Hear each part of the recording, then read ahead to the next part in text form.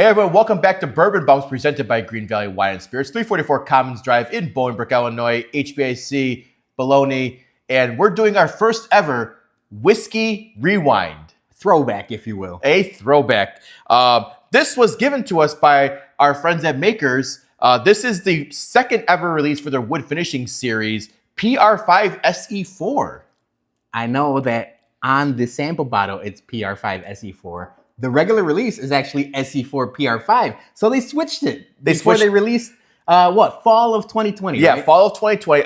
So we were actually like, we love our friends at Makers, and they just happened to have this lying around. And when they gave it to us, I was like, you got they still have bottle samples of this laying around? Like, I was shocked. Yeah, and it's funny because like I would consider these like the dog days of whiskey. Like the whiskey releases don't really start until summer, fall, and then winter.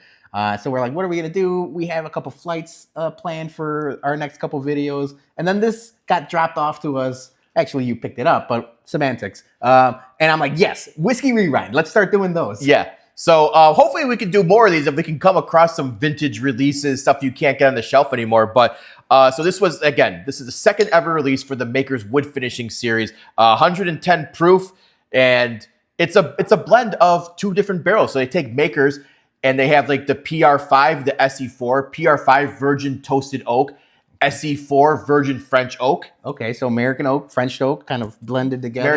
And then we're aged outside for a year. That sounds like the standard wood finishing for most Makers products. I know a lot of times people joke that this was the license plate series. When I got into whiskey, one of my first releases was the FAE01. Yes. I was able to get FAE01 and FAE02 when those released. I went back and searched for this.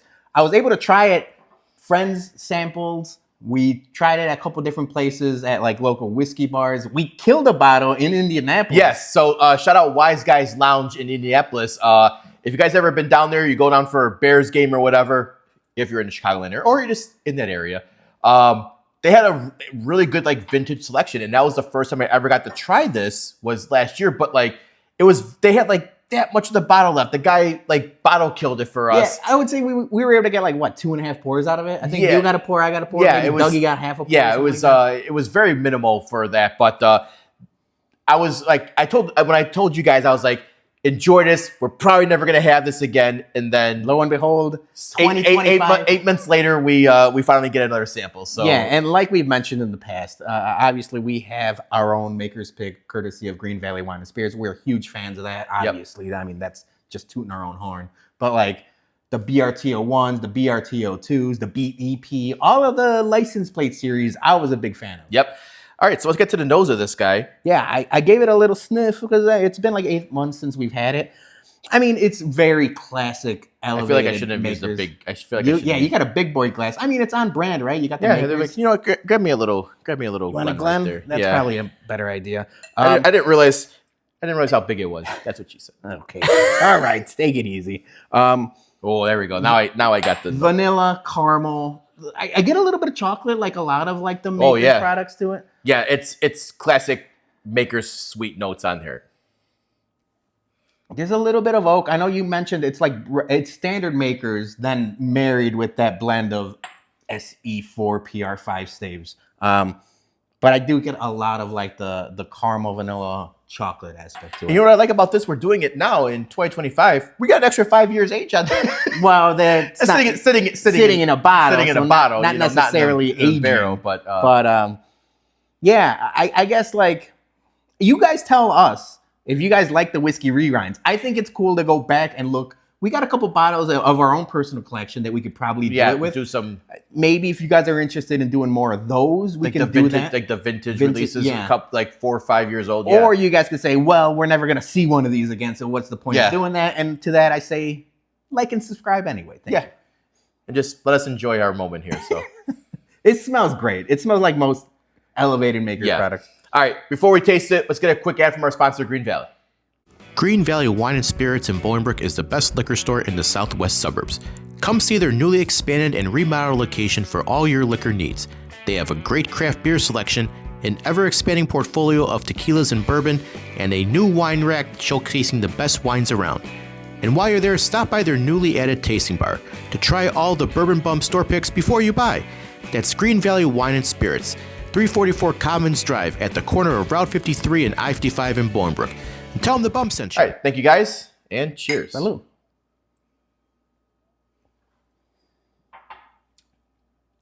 Oh, man. All right. Timeout. Yep. Now I'm doing Zach Moore's timeout. And a freeze. This is my first whiskey pour of the day. Peek behind the curtain. This is my first whiskey pour since Monday on the Bumpcast. I haven't had whiskey this week. I don't know if it's because of that. That's fantastic. That's a fantastic pour. I said like, oh man, like I don't know if it's just me. I did a couple drams earlier in the day, and I was like, oh, this has been sitting. We didn't do like a taste on this. I ripped it open, we poured it, and I'm just like, man, it's one thing I noticed right off the palate was it's light, but it's flavorful, but it's not like a viscous, heavy. Oh, I got it opposite. I think you think so? Thick with 3 C's and. Okay, hold on. I did pour the top. Mine was the first pour. So it's coating, but immediately it's dessert. It's dessert. Yep, it's a dessert bourbon. It's what I like about Makers wood finishing series. Now I got the thickness on We could talk about the Heart series or even the Costco exclusive that we did a review on. All of those type of Makers products. Excuse me, now I'm spitting because it's like mouth-watering, salivating, if you will. It's heavy vanilla. It's like a thick vanilla frosting, but then like the chocolate and a little bit of oak to it.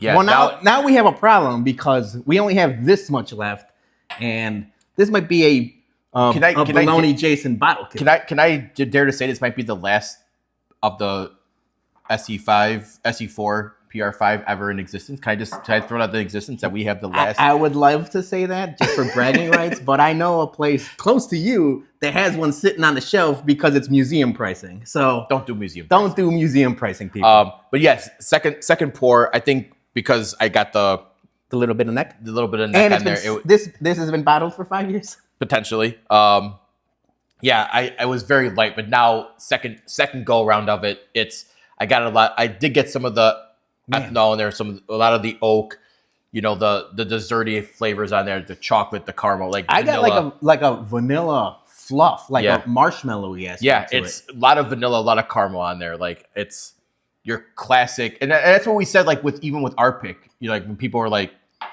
"What does your pick taste like?" and we say like it's a BRT02 clone. Melted Snickers is what we melted Snickers bar. Yeah, and this is more vanilla and like frosting. But there's still like a milk chocolate aspect to it. Real good. Okay, so unfortunately, we could not throw this into our Whiskey of the Year 2025 review. We could have done Whiskey of the Year 2020, back before we were even doing reviews. However, we still have to give it a grade. All right, we can still give it a grade. So what's your grade on this? 8.8. 8.8? 8.8. I'm going 8.7 on that. So we're right in the same. Yeah, so you mentioned it, right? 110 proof. I think it drinks at its proof point. I don't think it drinks lighter than that, but it's definitely not hot. I got a little bit of ethanol in there, but not where it's like overpowering, and the heat and the oak they marry together, and it's a great combination with the desserty flavors on there. It's really cool. Thank you to our friends at Michter's. You know who you Makers. are. Oh my God. Cut that. We're not going to cut that. We don't cut anything.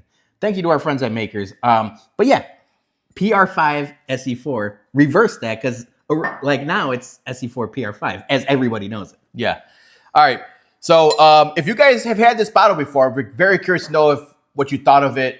If you still maybe even have a little bit of vintage pour from 5 years ago. Yeah, but some people squirrel away a couple bottles too. If you got one squirreled away, let us know what you think. Yeah, but that is our first ever Whiskey Rewind presented by Greene Valley Wine and Spirits, 344 Commons Drive, Bolingbrook, Illinois.